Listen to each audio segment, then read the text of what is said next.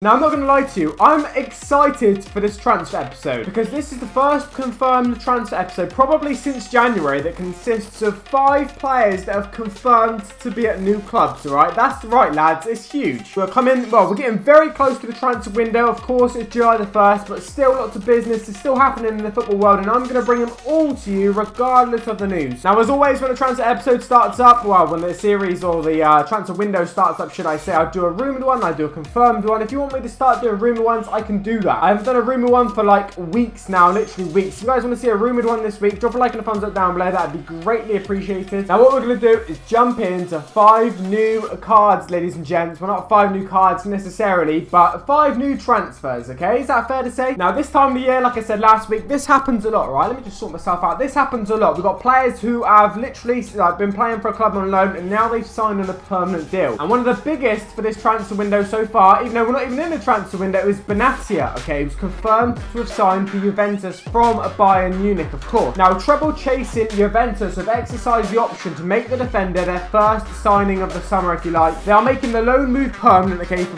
£14.4 million. That's not big money, but well, I suppose he is 30 years of age. Now, the 30-year-old Moroccan he's made something like 18 appearances this year since going on loan, and he's actually signed a deal since, well, till 2020, okay? So he signed a 3-year deal, or should I say like a 2-year deal at the end of this season or whatever. Now, as you can see on the screen, he's got a pretty good 85 rated card, and obviously that is at Juve, the club that he obviously was at for this season, but that's not going to change next year now, confirmed. We're going to see Benatia in the Juventus top once again this year. It's pretty decent news. It's pretty decent news. But we got a controversial one for the next one, lads. We got a seriously controversial transfer, and it is Ched Evans. Now, you may be like, Rossi, this is not really a big player, we're not that interested in it, but everyone knows the story of Ched Evans, okay? Everyone knows it, and it's confirmed he's moving to a new club. Now, if you guys are unaware, Ched Evans went to prison, I believe, for a rape, but then obviously he actually got that overturned later on. Now, he was at Sheffield United at the time he got sentenced, I believe, but since then he's got released. He played for Chesterfield, but now he's signed for Sheffield United once again in a 3-year deal. So yeah, he last played for Sheffield, I believe, in 2012, and last time he played, okay, was when he got sentenced. He got sentenced to literally 5 years in prison. The conviction was quashed, and a retrial proved that he was not guilty. So when he first got released from prison, I mean, Sheffield were going to sign him, but there was a massive backlash from the fans. There was a backlash from the sponsors of the club as well. A lot of the Sheffield United sponsors said that if they signed him, then they were going to actually like pull their sponsorship deals out. I think Jessica Ennis was saying that she's like an ambassador for the club or something. She had some problem with it. Like, obviously she had a problem with it, but what I mean is she was going to pull out or something for a role with the club. I can't really remember what it was. Now, the deal was only £500,000, so, you know, £500,000. It's not big money in today's transfer terms, but the story of Ched Evans is pretty... It's interesting, let me just say that. So that's why I've featured it in this episode. For the third player, we've got another one, okay, another situation of a loan move being made permanent, okay? So we've had a Benatia one that's similar to that, then we have a Ched Evans, which is just a normal transfer. But next up, we've got Craig Gardner to Birmingham City, okay? So obviously he played for Birmingham City this year, and they've managed to stay up, which is pretty decent. Harry Redknapp's come in, he's done a bit of a job. Now, you guys all know Craig Gardner for his time in the Premier League at West Brom and stuff, but now Birmingham City have made it permanent, okay? Harry Redknapp obviously likes him and wants to keep him, so the loan move has been made permanent, exactly same as Benatia. Now, I believe the transfer is worth £1.5 million, so 3 times Ched Evans, if you like. Once again, like a couple other players in this episode, he signed a 3-year deal, so it's not bad. It's not like super big 5-year one, but 3-year deal is fairly decent. There is potentially a year's option at the end as well, so if they like him in 3 years still and they want to keep him, there is an option to sign him for the further year as well, so it's a potential 4-year one. Birmingham fans, get in touch in the comment section down below. Do you think Gardner's a good sign to make permanent? I mean, you've got to see him this season completely in you know, your shirt and stuff like that, so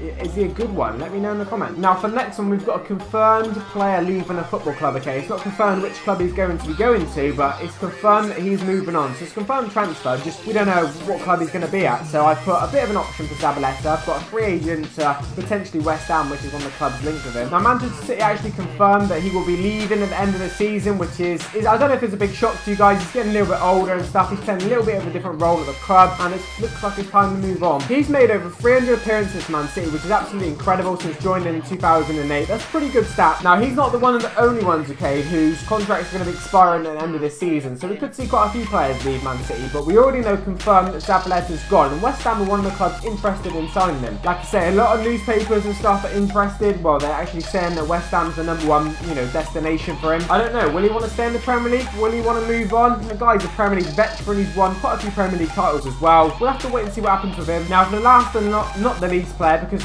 we've got a lot of these episodes coming up. Okay, so I've got a guy that I can't even pronounce his second name, I don't think, so I'm not even going to try. I'm just going to say his first name. Florian. This guy's owned by Newcastle. He's currently at Marseille on loan. Now, he actually confirmed himself that he's going to be ending his Newcastle nightmare, taking a pay cut and joining Marseille on a permanent deal. Now, this hasn't been confirmed by either club yet or anything like that. He's come out and said this in an interview that he's not playing for Newcastle. He wants to take a pay cut. He wants to stay at Marseille. So that is super confirmed news. If he's come out himself and said he's not going to be staying at Newcastle, then he's not going to be staying at Newcastle, is he? Apparently, he's set to lift the Player of the Year award at Marseille. So Marseille are obviously going to want to keep him. Not just no-brainer. He's saying here in an interview he hates English media and stuff like that. He loves it in France. So I mean, it makes sense for him to go there. Yes, he's taking a pay cut, but the way he's playing, the good season he's had, totally worth the pay cut, surely. Looking at this interview, the stuff he said, he really didn't like he really didn't like his time at Newcastle and in England. He really didn't enjoy it. So there's no chance he's coming back over here, is there? Absolutely no chance. Anyway, guys, if you enjoyed this video, drop a like and a thumbs up down below for more transfer episodes coming this week. Maybe a rumour one. This is the first 5-player confirmed transfer episode I've done in literally since January. So hopefully I've enjoyed it. It's pretty interesting. Some big players, some smaller players with interesting stories. I'm out, guys. Take it easy. Have a good day. Peace.